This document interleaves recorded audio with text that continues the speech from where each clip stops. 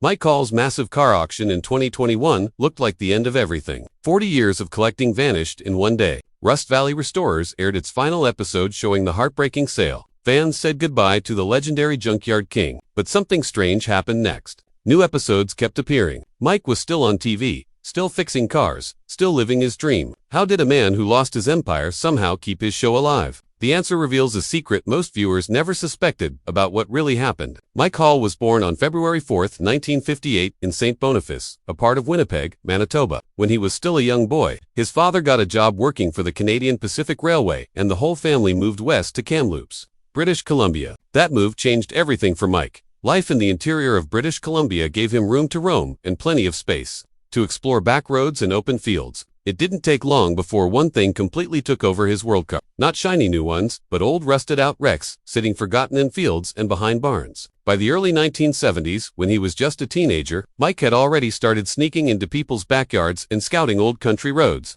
looking for dead cars that he could bring back to life. While most kids were saving up for records or bikes, Mike was dragging home junkers that no one else wanted. He didn't see rust. He saw potential. A beat-up 50s coupe or a rotting pickup wasn't trash to him. It was a puzzle waiting to be solved. Some of his friends thought it was weird. Neighbors gave him odd looks, but he didn't care. He was already collecting car after car, storing them wherever he could. At a time when other kids were figuring out what they wanted to be, Mike already knew he wanted to fix things with wheels. By the time he hit his 20s in the late 1970s, Mike had gathered dozens of vintage cars. He hadn't gone to trade school. There weren't any fancy certificates on his wall. What he had was real-world experience. He'd taught himself everything: how to rebuild engines, how to shape metal, how to bring a car back from the dead. Every wreck he brought home turned into a lesson. Every engine that wouldn't start became a challenge. And slowly, all that trial and error turned into skill. The kind of skill that didn't come from a classroom. It came from busted knuckles and long nights in freezing sheds. Mike Hall didn't grow up thinking he'd end up owning hundreds of old cars. But his obsession with rust and engines didn't come out of nowhere. In the 1980s, long before the cameras showed up, he was already climbing cliffs and blowing apart mountainsides to make a living. That's where his real career began. He started a company called Chimera Springs Rockworks.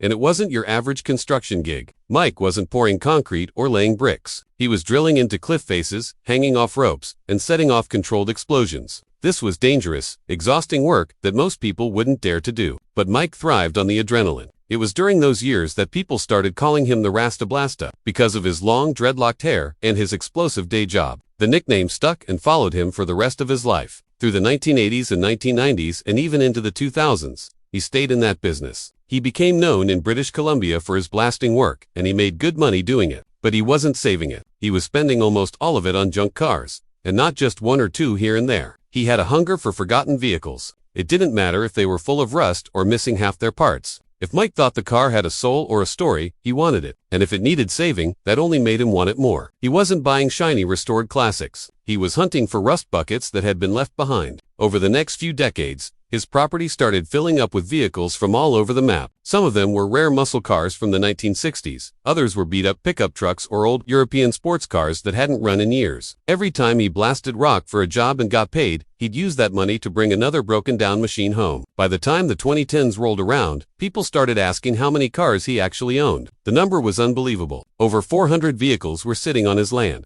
And it wasn't just a collection. It was a landscape of rust and metal that stretched as far as you could see. He used to joke that he didn't collect cars, he collected rust. That's where the name Rust Brothers came from. The guys who worked with him weren't just mechanics or laborers. They were part of the same strange mission. Mike wasn't trying to flip cars for profit or build a showroom. He was trying to rescue machines that other people had forgotten. Even if they never got restored, just saving them from the scrapyard felt like a win. And while outsiders didn't always understand it, there was something about the way Mike talked about those cars that made it clear it wasn't just a hobby. It was something deeper. He once said he couldn't walk away from a car that needed saving. He felt drawn to them, and every explosion he set off during the day was just one more step toward being able to afford another piece of rolling history at night. Mike Hall never really tried to become a public figure. Long before he ever appeared on TV, he was already living a very different kind of life out in the Schwab area of British Columbia. He had quietly settled down on a farm there, somewhere peaceful and away from all the noise. He got married, though he never shared his wife's name with the public. They raised a family together, including their son, Connor Charman Hall, who was born in the 1980s. Mike also had a little dog named Minnie, who quickly became another part of the family. But even though the farm was quiet, Mike himself was anything but. His obsession with cars didn't stop just because he had a wife and kid. In fact,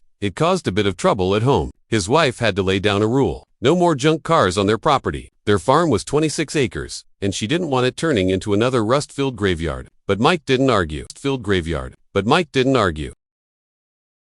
He simply found another place to chase his dream. He bought a separate 5-acre lot in the nearby town of Tappan, not far from Shuswap Lake.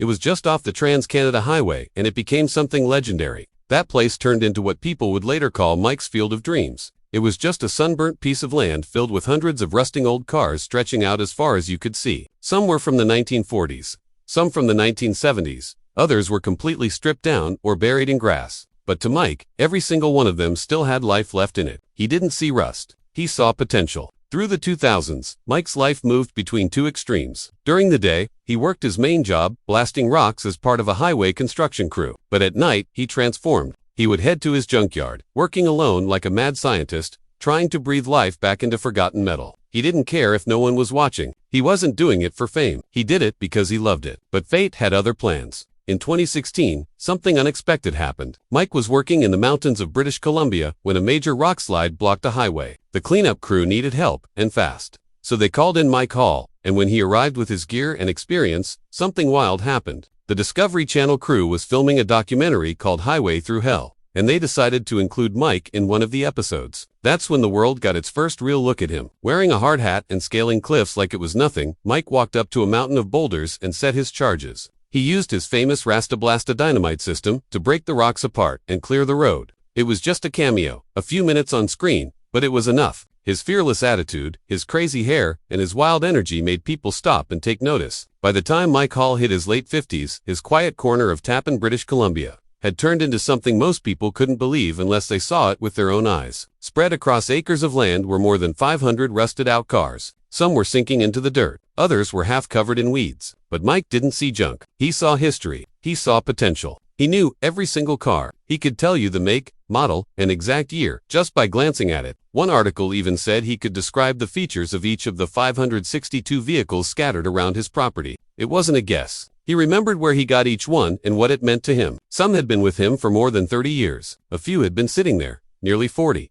They weren't just cars. They were his life. But it was becoming too much. The dream that once excited him had quietly started to turn into a burden. Storing over 500 decaying cars wasn't just about space anymore. It cost money, it needed time, it needed energy, and it brought attention, sometimes the wrong kind. Neighbors got curious. Officials started asking questions. Mike couldn't ignore the signs anymore. His body was slowing down. In 2020, he admitted that age was catching up to him. He said openly that he couldn't possibly restore every car he owned in the years he had left. He'd watched what happened to people who didn't plan ahead. His own father had passed away at just 60, and now Mike was approaching the same number. That thought began to haunt him. He had seen friends and fellow collectors pass away or get sick, leaving behind a mess for their families. And his mind kept coming back to one question. What would happen to his 500 cars if he suddenly wasn't around? He said it out loud once, not to stir drama, but because it was real. What are my wife and kids going to do with 400 cars in a field? It wasn't just a sad thought. It was a warning, one that would shape every decision he made from that point forward. In 2016, Mike Hall looked around his property in Tappan, British Columbia, and realized he might finally be ready to slow down. After decades of collecting old cars, chasing rust, and piling up vintage wrecks, he had gathered more than 300 of them across 5 acres. It was too much. He wanted out, not a little bit, but all the way. So, he made a bold decision. He put everything up for sale in one giant package. The land, the cars, the rust, the mess, and the madness. The asking price was $1.19 million. To most people, that sounded insane. Who would want a field full of junkers? The ad didn't bring serious offers. Everyone saw it the same way. It wasn't a car collection. It was Instead of giving up or lowering the price, Mike did something completely unexpected in 2017. He raised the price. He asked for $1.45 million.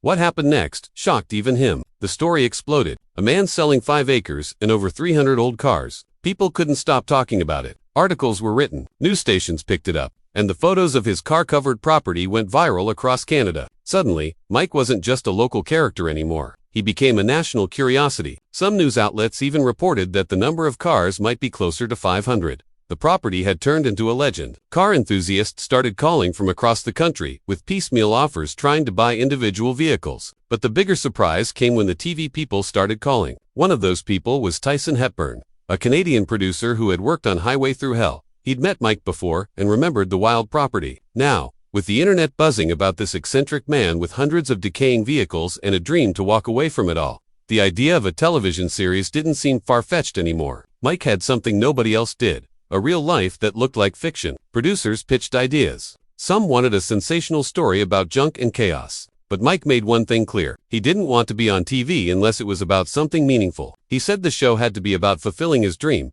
not just laughing at his mess. What he really wanted was to restore classic cars with a small team and maybe turn the madness into something beautiful. At 60 years old, Mike Hall didn't slow down or retire quietly. Instead, he opened the gates to his rusty kingdom and let the world in. With the support of Mayhem Entertainment and Cora Studios, he agreed to film a show that would finally force him to do something useful with the hundreds of cars he had spent decades collecting. He built a real workshop right there on his land in Tappan, British Columbia. It was surrounded by mountains of rusted-out classics, and he named it Rust Brothers Restorations. The idea behind the show was simple. Take the cars he loved and try to turn them back into gold. Fix them, shine them, and sell them. But anyone who knew Mike also knew this wasn't just a business plan. It was a fight against time, against decay, and against his own deep emotional connection to the very cars he was trying to let go. The show, called Rust Valley Restorers, started filming in 2018. Right from the beginning, Mike brought in his best friend Avery Shy, a heavy equipment mechanic with a beard, big muscles, and even bigger opinions. He was known as the Muscle Car MacGyver. Mike also brought in his son Connor, Charmin Hall, a calm, practical young man who always seemed to be cleaning up the financial messes his dad created. Cassidy McCown joined as a body technician, and Sarah Ward handled parts.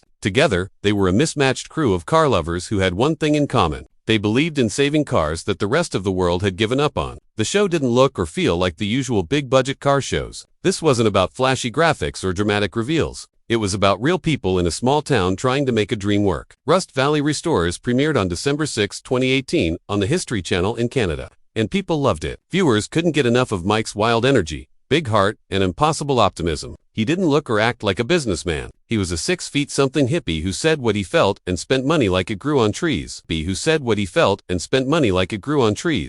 In one episode, he said, "This shop just about killed me," then admitted he had poured nearly $2 million into the business. He tried to backpedal a little by calling it an investment in his metallic hallucinations, but it was clear he wasn't in it for the money. Connor kept reminding him that they were supposed to be making a profit, but Mike always built the cars too well, spent too much, and then didn't want to let them go. Even when he sold a car, he'd often give a discount just because he liked the buyer. He once said he wanted to make people's dreams come true, even if it meant losing money. And that happened a lot. For the lucky few who got a dream car at a bargain, it was unforgettable. For Rust Bros' bottom line, it was a problem. But viewers didn't care about the numbers. What they saw was heart. And Netflix took notice. In 2019, they picked up the show for international streaming. Suddenly, Rust Valley was famous. Car lovers from all over the world were showing up in Tappan just to see the legendary junkyard and maybe meet the Rust Brothers crew. Mike often gave tours himself, still grinning like a kid in a candy store. One of the strongest parts of the show was Mike's relationship with his son. Connor clearly cared deeply for his dad,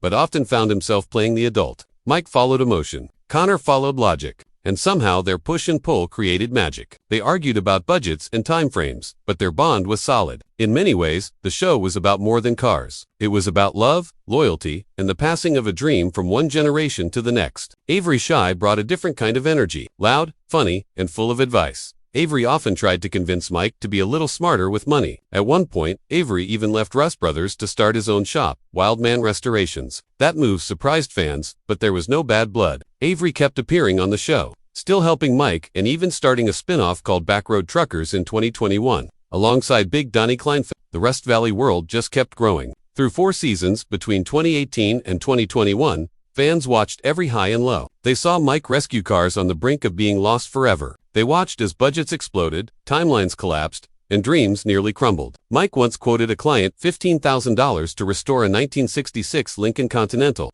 only to realize it would cost far more. But instead of walking away, he stuck with the job and ate the loss. He wasn't going to let someone down. That was Mike Hall. By the time Season 3 rolled around in 2020, things were already getting hard behind the scenes for Mike Hall. Running Rust Brothers wasn't cheap. There was no big corporate money behind it. Mike was mostly paying out of his own pocket, covering staff salaries, buying parts, and running the shop without making steady profits. He even admitted that he never really had a business plan, and that his friends often joked about how bad he was with money. But that wasn't funny anymore. By the end of 2020, the weight of the expenses started to catch up with him. He began seriously thinking about retirement again.